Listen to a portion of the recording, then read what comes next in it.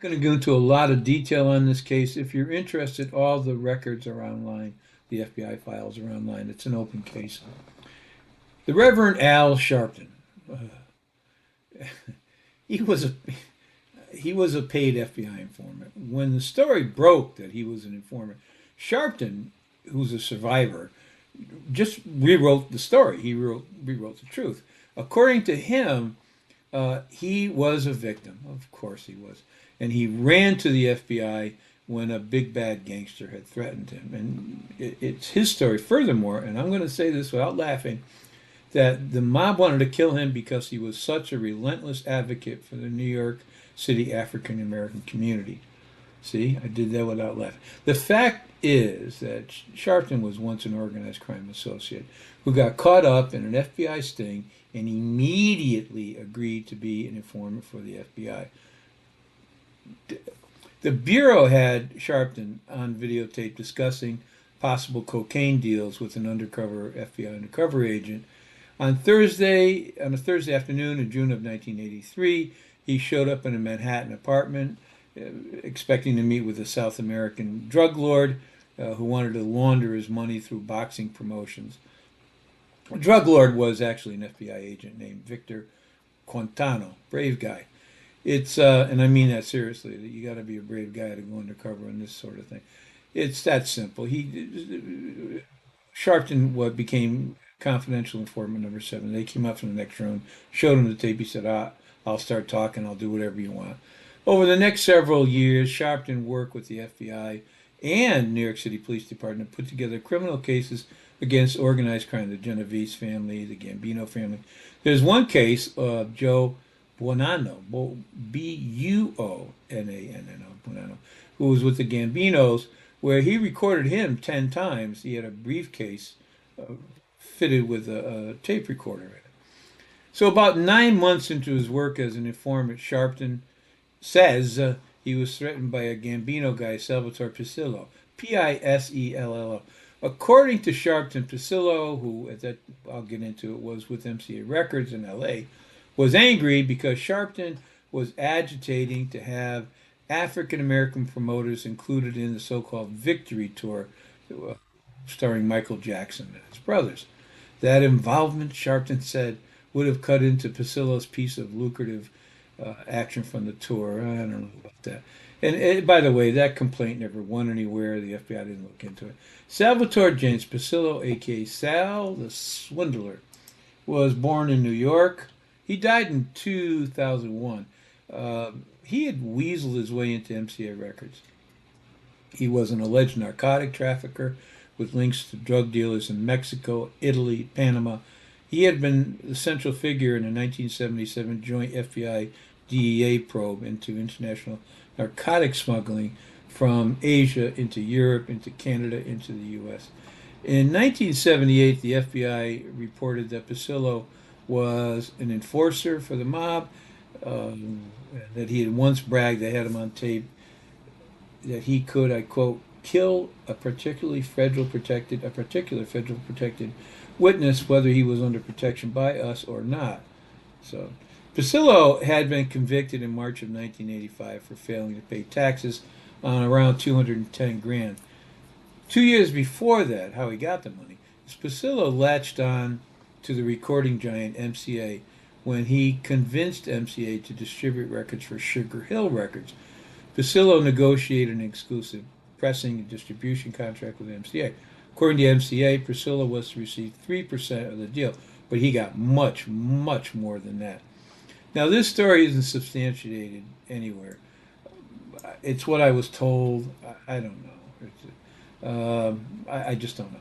Sugar Hill Records, a rap, they put out rap music, was started and owned by a very sharp, very attractive black lady named Sylvia Robinson. And she had been convinced by Morris Levy, who was in the record business, was very mobbed up, to borrow money to start Sugar Hill Records from Vincent Gigante. So when she did, the mob eventually, when rap exploded, they ended up with their catalog. The mob ended up with control of their catalog, which is what you want to do. You know, the records themselves are some money making, but long term, catalog is where you make your money. MCA lost money on every deal it put through Pasillo, but when they lost up to $3 million on these deals, Pasillo made somehow 600 grand from these deals. So in 1987, he was indicted for failing to pay taxes on that 600 grand from these MCA deals. He earned, by the way, he earned 600,000 in 1983, 84, 85, and he paid 27,000 in taxes on 612. That'd be what, $1.8 million. So I don't know what he was thinking. Priscillo earned, as I say, most of the money from MCA. At the time he was indicted, he was serving another term in California for tax evasion, but they let him work it out in a halfway house. The MCA had paid him $100,000. These are some of the deals he got from these guys to develop and market a quote breakdance mat, so you could breakdance on a mat, and $300,000 to promote a Latin music label. Priscilla earned 50 grand from MCA, and 200 grand from a small New Jersey film from Sugar Hill in the sale of Sugar Hill Records catalog to MCA. The problem was the black people who started and manned and created MCA, Sugar Hill, never saw a red penny from any of this. It's really sad. Pasillo owned a New York firm, Consultants for World Records, with movie production assistant Rocco the Butcher Musachia, M-U-S-A, Musachia, C-C-H-I-A, and Freddie Fritzi Ginovelli. The FBI identified Musachiri as the lieutenant for Ginovelli, who was an alleged boss in the Genovese crime family and who reported to the Chin Gigante. The FBI claimed Musachia was linked to the highest levels of the New York Genovese family and that he was employed in a production company sort of thing that they were involved with. He was on site for Prizzi's Honor, actually a pretty good movie. Came out in 1985. He was filmed mostly in Brooklyn. The film's producer, John Foreman, said, "I have no idea what he did on the movie. I didn't hire him." He added that Mashir works on most pictures that go to New York as a sort of local contact. He is said to know his way around Brooklyn. In addition to Prizzi's Honor, he also worked on Brighton Beach Memoirs, really another good film. While he was on Brighton Beach Memoirs, supposed to be finding locations, he was recorded on an FBI intercept with a court order on several occasions, handing out jobs in the movie set to mob guys. He also worked on The Pope of Greenwich Village. I did a report on that. I put it up here for you. Priscillo was the middleman in this 1984 MCI cutout sale that earned him 180 grand for arranging the 1984 sale of about 8 million of MCA cutouts. Cutouts are out of date recordings He had sold them to two distributors, but this one distributor was John Lamont, who owned Out of the Past Records. It was a budget record distributor out of Philadelphia. This is something I learned, by the way. The distributors are completely different from everybody else. Film distributors, movie distributors, that's all they do. They take a creation by somebody else and make sure it gets to the market. And there's levels of that. Anyway, he was a budget guy. He was out of Philadelphia.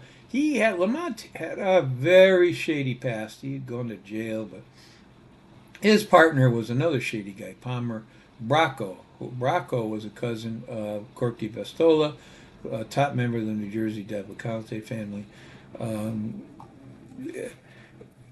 I should say that what they did in this deal was they took the cutouts, these old records, and they took the cream of the records, the best ones, names you and I would know, I don't know, let's say Elton John, or the Beatles, whatever. And they took those out and they delivered a bunch of junk to this guy, Lamont. So anyway, Vestol was involved with this, and so was Morris Levy, who was the president of Roulette Records in New York and had a long history of links to organized crime and to Vestola. Levy once owned Promo Records in a partnership with Tommy Eboli when Eboli was running the Genovese crime family. By the 1980s, government investigators reported that Levy was under the control of Vincent Gigante, to say the least. Um, there's more to him. That he was a pop singer in the 60s. He also screwed over pretty loyally. An indictment on the sale says that the records were sold to Lamont on credit, with Levy and Vistola guaranteeing Lamont's payment of $1.2 million to MCA. So, as I said, Lamont said, "No, I'm not paying this. You guys have delivered junk. I won't make any money on this deal." So they threatened him, and then they used violence to take over his firm. And they used his firm as a guarantee payment for the note. So actually, it didn't cost these guys anything. They got paid, and Lamont paid for everything. And they profited on owning his company. So Lamont joined the witness protection program after he was very badly beaten by Vistola in 1985. Vistola was eventually charged with cocaine and heroin sales, low charge of gambling, bankruptcy, fraud, wire fraud, insurance fraud, and movie bootlegging. Levy was also charged as well. In 1988, Pisola, who sort of got this whole thing going, was again convicted on tax evasion, served 2 years in prison, got out, and died just a few years later.